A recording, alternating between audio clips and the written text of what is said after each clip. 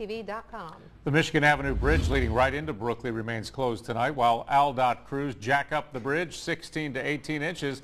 It's going to create proper clearance for traffic below. That work should take about 6 weeks. Local 15 News did some digging and found that bridge and many others in the area are considered functionally obsolete by Transportation Department standards. And tonight's reality check, Local 15's Andrea Ramey pours through bridge inspection data to find which bridges need some work.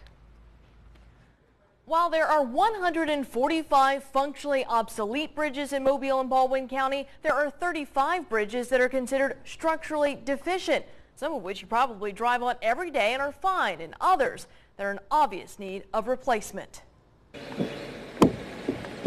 The name of the road may be Truck Trail 17, but trucks have a heck of a time going down it.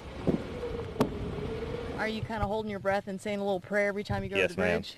Yes, ma'am. There's definitely some motion when you cross them. Jared Riles has to cross 2 timber bridges, both of which are considered structurally deficient, just to get to his Baldwin County property. That's the only way in and out. We found rusty nails sticking out, rotted boards, and moss growing on the pilings. Both have a posted weight limit of 3 tons. Not much more than an average vehicle. So we'd like to be able to get things in and out. Ambulances, fire trucks, be nice if those could get to us. Baldwin County says it'll replace the first timber bridge in the next 8 months, but it'll be up to the town of Loxley to replace the second. And while some structurally deficient bridges have been replaced, you don't have to look very far to find others that have not. This is the Admiral Sims Bridge, and you can clearly see the westbound lanes have not been addressed. ALDOT maintains the Admiral Sims Bridge on the causeway. Underneath it, we found cracking and signs of its age. Regional engineer Vince Calametti stresses that bridges deemed structurally deficient do not equate to dangerous. Structurally deficient just means that the bridge has been inspected and graded such that it is now eligible for either rehab funds or replacement funds. It doesn't mean that it's unsafe.